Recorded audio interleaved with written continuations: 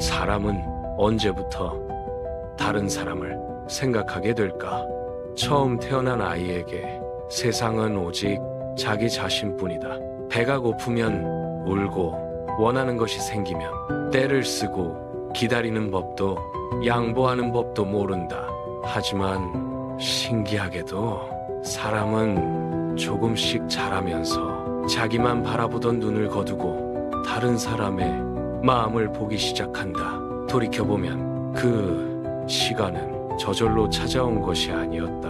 누군가의 기다림이 있었고 누군가의 희생이 있었으며 무엇보다 어머니의 사랑이 있었다.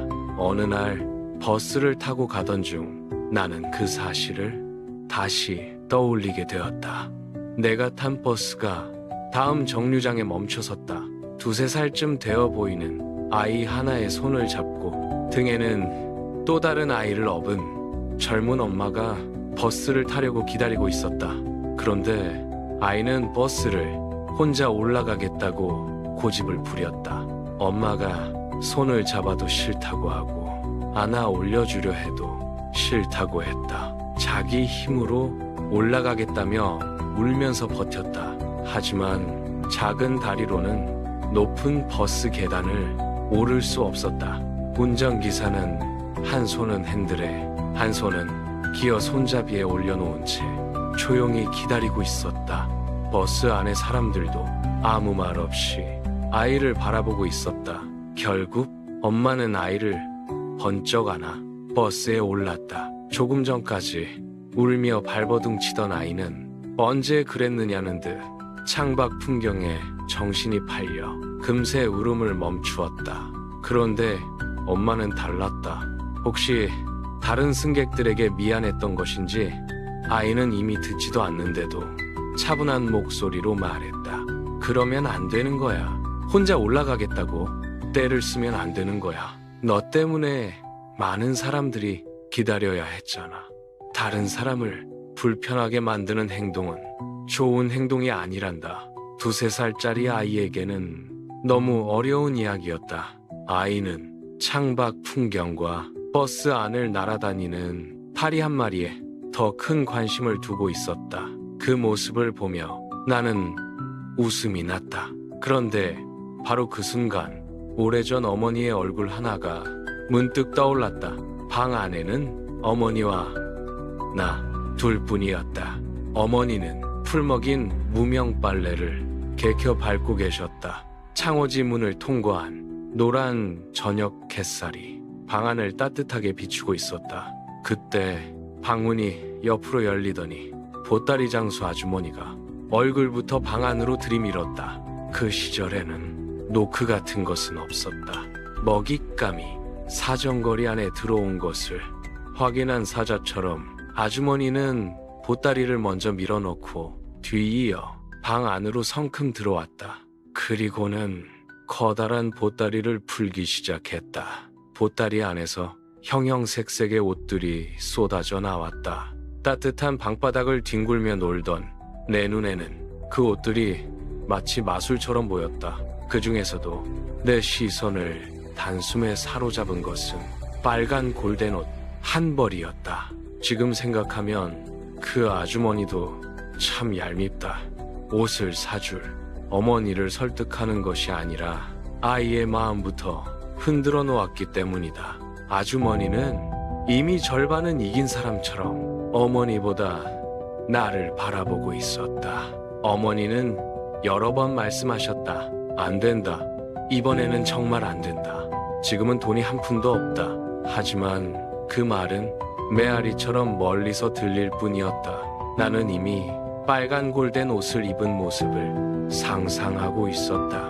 그리고 어머니 치맛자락을 붙잡고 울고 떼를 쓰고 매달렸다. 결국 그 옷은 내 손에 들어왔다. 그때는 내가 이긴 줄 알았다. 하지만 지금 돌아보면 승자는 내가 아니었다. 아이의 마음을 먼저 사로잡은 보따리 장수 아주머니가 이긴 것이었고 진 사람은 어머니였다. 나는 빨간 옷을 품에 안고 기뻐하고 있었지만 어머니는 아무 말 없이 나를 바라보고 계셨다. 그 얼굴에는 돈이 없어서 미안한 마음과 자식의 울음을 끝내 이기지 못한 안타까움이 함께 담겨 있었다. 그때는 그 표정을 이해하지 못했다. 하지만 버스 안에서 아이를 바라보던 젊은 엄마의 얼굴을 보는 순간 수십 년 전 그날 어머니의 얼굴이 선명하게 떠올랐다. 그리고 나는 그제야 알게 되었다. 나 역시 저 아이처럼 어머니의 속을 태우며 자라왔다는 사실을. 그 빨간 골덴 옷은 오래 입지 못했다. 미사가 있는 날이었다. 신부님께서 지프차를 타고 공소에 오셨고 나는 새 옷을 입었다는 기쁨에 들떠 지프차 밑으로 기어 들어갔다. 나왔을 때는 온몸이 시커먼 기름투성이가 되어 있었다. 어머니는 아무 말씀도 하지 않으셨다. 다만 태야에 물을 받아놓고 몇 번이고 옷을 문지르셨다. 비누칠을 하고 빨래방망이로 두드리고 다시 헹구고 또다시 문지르셨다.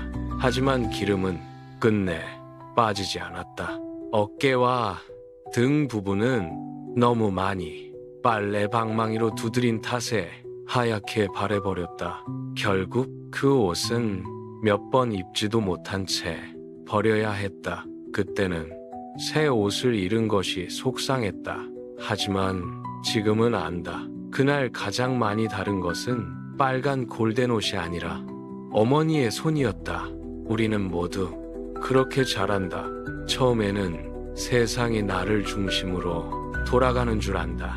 배가 고프면 울고 갖고 싶은 것이 생기면 떼를 쓰며 내 마음만 중요하다고 생각한다. 하지만 시간이 흐르면서 내가 살아온 시간 뒤에는 언제나 누군가의 희생이 있었다는 사실을 조금씩 배우게 된다. 성 토마스의 성체 찬미가에는 이런 구절이 나온다. 사랑 깊은 펠리칸, 주 예수님, 더러운 저 당신 피로 씻어주소서. 왜 하필 펠리칸일까? 펠리칸은 긴 부리 아래 커다란 주머니에 물고기를 담아 새끼들에게 먹이를 가져다 준다. 먹을 것이 부족하면 새끼들은 어미의 부리 아래 주머니까지 쪼아 먹는다고 전해진다. 그래서 오래전부터 펠리칸은 자기 몸을 내어주는 사랑의 상징이 되었다. 생각해보면 우리도 모두 그런 사랑을 먹고 자랐다. 어머니는 당신보다 나를 먼저 먹이셨고 당신보다 나를 먼저 입히셨으며 당신보다 내 행복을 먼저 생각하셨다. 그런데 나는 그 사랑을 사랑인 줄도 모르고 더 달라고 울고 더 갖고 싶다고 떼를 쓰며 자랐다. 버스 안에서 젊은 엄마와 어린아이를 바라보던 그날 비로소 어머니의 마음을 조금 이해하게 되었다. 내가 오늘 여기까지 올 수 있었던 것은 내 힘 때문이 아니었다. 누군가가 먼저 참고 먼저 기다려 주었고 먼저 사랑해 주었기 때문이었다. 어머니는 오래전부터 그 사실을 알고 계셨다. 나는 이제야 그 사랑의 의미를 조금씩 알아가고 있다.